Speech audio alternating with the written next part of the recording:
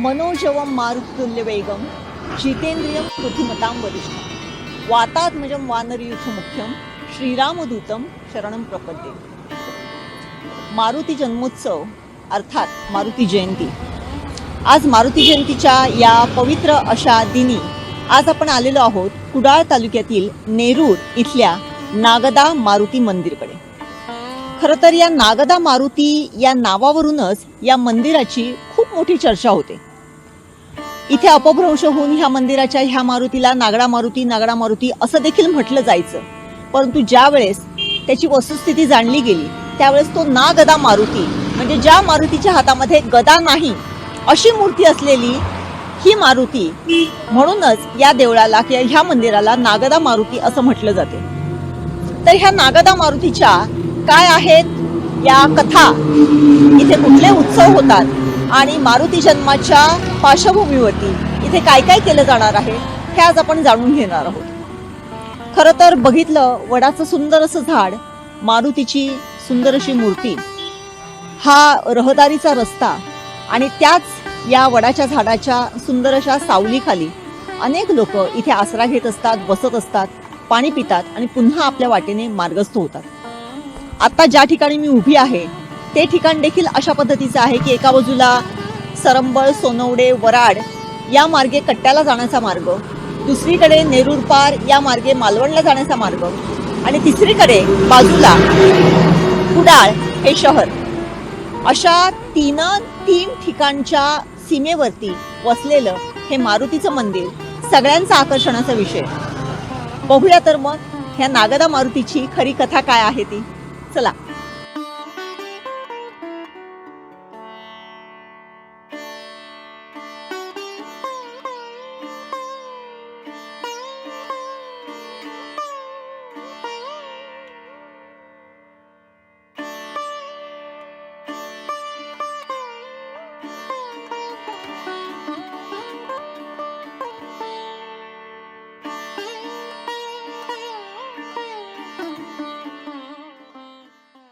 नागदा मारुतीचं हे जे काही छोटेखानी मंदिर होतं ते पूर्वी अत्यंत छोटं असं होतं.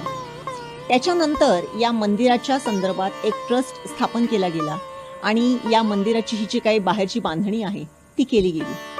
मात्र या नागदा मारुतीला नागदा मारुती का म्हणतात आणि एकूणच या पाठची जी काही कथा आहे ती काय आहे ही जाणण्याची उत्सुकता आम्हाला इथपर्यंत घेऊन आली. आणि त्याच्यानंतर आमचा परिचय झाला या नागदा मारुतीच्या श्रीदेव नागदा उत्सव सेवा मंडळाच्या अध्यक्ष आणि सचिवांशी. सचिव जे निवृत्त शासकीय अधिकारी आहेत ते आता या नागदा मारुतीचे सचिवपदी, या ट्रस्टच्या सचिवपदी कार्यरत आहेत आणि त्यांनी सांगितली या नागदा मारुतीची पूर्वापार असलेली कथा, या नागदा मारुतीला नागदा मारुती का म्हणतात आणि याची स्थापना इथे कशी झाली. बरोबर आहेत श्री देव नागदा मारुती उत्सव सेवा मंडळाचे सचिव विजय आळेकर. काका नमस्कार. सगळ्यात पहिल्यांदा तुमचं स्वागत आहे. नागदा मारुती हा नेहमी या रस्त्याने जाता येता बघितलं जेव्हा जाते त्यावेळेस एक वेगळा आकर्षणाचा विषय असतो की नागदा मारुती म्हणजे काय, किंवा त्याला अपभ्रंश होऊन नागडा मारुती म्हणून देखील म्हटलं जायचं. काय आहे खरी कथा या मारुतीच्या या मंदिरामागची. नागदा मारुती याचा अर्थ असं त्याच्या हातात गदा नाही म्हणून त्याला पूर्वी नागडा मारुती म्हणत. नागडा त्याचा अपप्रचार केला गेला की त्याच्या हातात गदा नसल्यामुळे हा अपप्रचार लोकांनी केला. बरोबर. आता ज्या वेळेस म्हणजे आता प्रत्येक मारुतीचं मंदिर हे प्रत्येक गावाच्या सीमेवरती असते, इथे देखील हे मारुती मंदिर आहे. परंतु याची एक वेगळी अशी कथा आहे कारण वडाच्या झाडाखाली ही मूर्ती अशी ओपन म्हणजे तशी उघड्या अवस्थेमध्ये होती. त्याच्यानंतर तुम्ही ह्याच्यावरती हे छप्पर वगैरे घातलं. काय सांगाल नक्की काय ह्याची कथा आहे. सुमारे 200 वर्षापूर्वी ही मूर्ती मूळ म्हणजे सोनवडे गावाला नेत होते. म्हणजे माणगाव मधून सोनवडे गावात ती मूर्ती नेत होते. ही काळ्या दगडाची मूर्ती आहे पण तिला आकार नाही आहे, म्हणजे मारुतीचा आकार नाही. तर मारुतीच्या मंदिराच्या सामने एक हॉटेल होतं. त्या हॉटेलात ते थांबले. ती मूर्ती डोळीने नेत होते असे आमचे पूर्वीचे जाणकार माणूस आम्हाला सांगत होते. अशी त्याची आख्यायिका आहे. आणि ते चहा प्यायला ती त्याच्या हॉटेलमध्ये गेल्यानंतर ती मूर्ती त्याने तिथे ठेवली गेली जमिनीवर उतरून. आणि ज्यावेळी चहा पिऊन आल्यानंतर ते मूर्ती म्हणजे उचलायला डोळी उचलायला जातात तर ती मूर्ती त्यांना उचलता आली नाही. मग ते गावातल्या लोकांना आमच्या गावातल्या लोकांनी त्यांनी जवळ केलं. ती सोनवड्याच्या वरडच्या गावातील लोकांना जवळ केलं तरी ती काय मूर्ती इथून आले ना. आणि त्यावेळी रस्त्याचा कामगार जे आले काही दिवसांनी गटार खोदायला, तर गटार खोदताना त्यांनी ती मूर्ती बघितली आणि त्याने ती मूर्ती मग पटकन ती उभी केली आणि एक वडाचा खुंट आणून त्याला सपोर्टसाठी त्याने लावला आणि त्याचा हा वटवृक्ष झालेला आहे. नक्कीच. मारुतीची ही मूर्ती खरं तर वराडगावमध्ये नेण्यात येत होती. ती एका डोलीतून घेऊन जाण्यात येत होती, परंतु चहा पिण्यासाठी ती माणसं इथे काही श्रमपरिहारासाठी म्हणून थांबली. थोडा वेळ त्यांनी विश्रांती घेतली आणि पुन्हा ज्यावेळेस ते डोली उचलायला गेले ती मात्र डोली उचले ना. आणि शेवटी अथक प्रयत्नांनी त्यांनी वराड गावातल्या काही लोकांना बोलवलं, सोनवडे गावातल्या लोकांना बोलवलं, नेरूर गावातल्या लोकांना बोलवलं, तरीही ती मूर्ती त्यांना उचले ना. शेवटी त्यांनी ही मूर्ती इथेच ठेवली आणि ते आपापल्या गावाकडे मार्गस्थ झाले. काही वर्षांनी ज्यावेळेस या रस्त्याचं जेव्हा काम होत होतं त्यावेळेस त्या कामगारांना ही मूर्ती दिसली आणि त्यांनी एका वडाची एक फांदी लावली आणि त्याला टेकून ही मूर्ती ठेवली. आज त्याच वडाच्या फांदीचा प्रचंड मोठा असा वटवृक्ष झालेला आहे आणि याच वटवृक्षाच्या छायेत अनेक पंथस्थ, अनेक वाटसरू या मंदिराच्या ओसरीवरती बसतात, पाणी पितात, थोडेसे शांत होतात आणि पुन्हा आपापल्या कामाला मार्गस्थ होतात. एकूणच मारुती मंदिराचा ज्यावेळेस हा ट्रस्ट स्थापन केला गेला त्यानंतर इथे अनेक कार्यक्रम होऊ लागले. या ट्रस्टचे जे काही या सेवा संघाचे जे अध्यक्ष आहेत गोपीनाथ पावसकर ते देखील आपल्याबरोबर आहेत. काका, तुम्ही अध्यक्ष आहात या संस्थेचे. खूप चांगल्या पद्धतीने ह्या देवळाची आत्तापर्यंतची जी काही वाटचाल आहे ती सुरू आहे. आता देखील उद्या मारुती जन्मोत्सवाचे कार्यक्रम सुरू होतील. खरं तर 8 तारखेपासून तुमच्याकडे कार्यक्रम सुरूच आहेत. काय काय कार्यक्रम असतात, कशा पद्धतीने तुम्ही ह्या ट्रस्टची हे केली? 1994 मध्ये स्थापन झाली. त्यावेळी एक मोठा कार्यक्रम झाला, प्रोक्षण. त्याच्यानंतर कमिटी स्थापन झाली. त्यापासून आमचा हनुमान जयंतीचा कार्यक्रम त्यापासून चालू झाला. म्हणजे पहिल्यांदा पडद्यावर पिक्चर असे वगैरे, नंतर हळूहळू नाटकं, मग ते वाढत गेले कार्यक्रम. आता लहान मुलांचे कार्यक्रम असतात, महाप्रसाद असतो, असे बरेच कार्यक्रम इथे चालू झाले.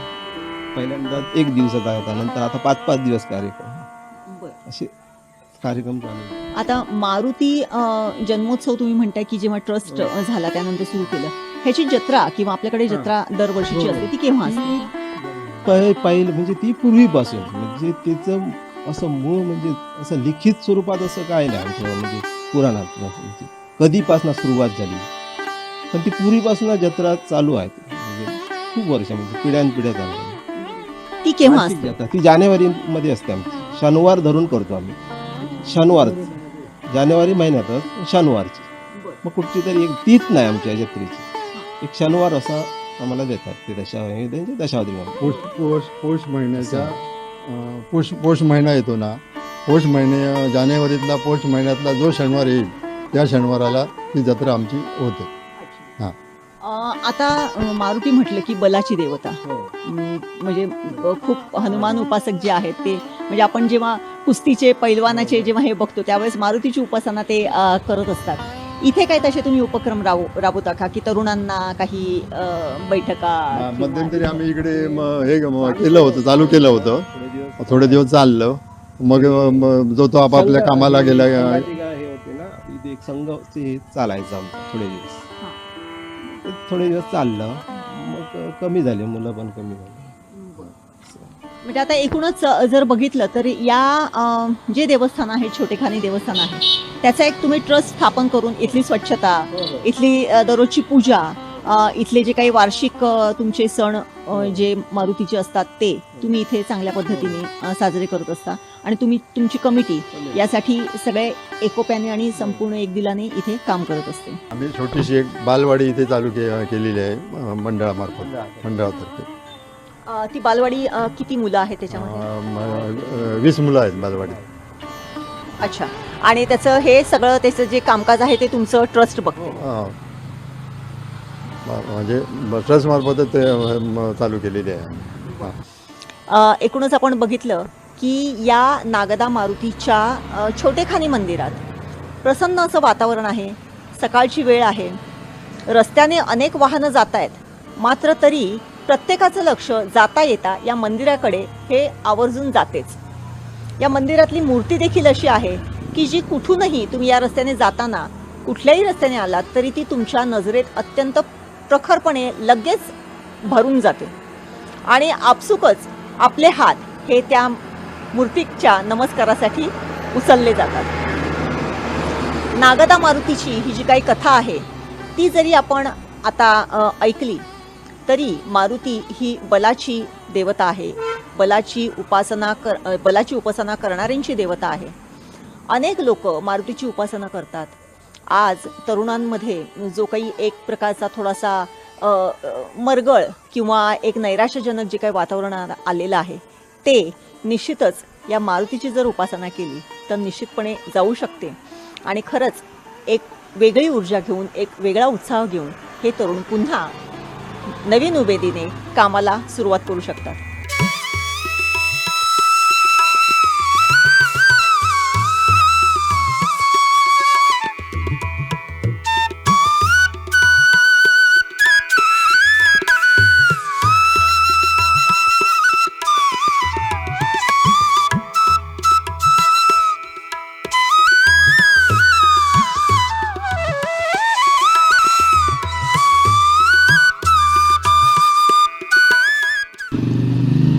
भीमरूपी महारुद्रा वज्र हनुमान मारुती वनारी अंजनी सुता रामदूता प्रभंजन. उद्या मारुती जयंती आहे, मारुती जन्मोत्सव आहे. पहाटे सूर्योदयाला मारुतीचा जन्म होतो आणि मारुती लगेच तो जो सूर्याचा लाल लाल गोळा आहे त्याच्याकडे झेपावतो. सूर्याच्या या गोळ्याकडे झेपावण्याची ही जिद्द, ही चिकाटी आणि ही ऊर्जा केवळ मारुतीमध्ये आहे आणि म्हणूनच मारुतीला बलाची देवता म्हटलं जाते. याच मारुतीचा जन्मोत्सव अत्यंत उत्साहाने या नागदा मारुतीच्या मंदिरात साजरा केला जाणार आहे. आज त्याच अनुषंगाने आपण या मारुतीच्या मंदिराची कथा, या मारुतीच्या मंदिराच्या या नावामागची कथा ही आपण ऐकली. या ट्रस्ट मार्फत घेतले जाणाऱ्या उपक्रमांची देखील माहिती घेतली. या ट्रस्टने अत्यंत सुंदर असा एक उपक्रम केलेला आहे आणि तो म्हणजे एक बालवाडी, अंगणवाडी ते चालवत आहेत आणि त्यामध्ये तब्बल 20 मुलं आहेत. आज शाळांमध्ये, अंगणवाडीमध्ये मुलांची संख्या कमी होत चाललेली आहे, मात्र आज या ट्रस्टमार्फत चालवल्या गेलेल्या बालवाडीत, अंगणवाडीमध्ये 20 मुलं आहेत. ही देखील अत्यंत चांगली आणि सकारात्मक अशी बातमी आहे.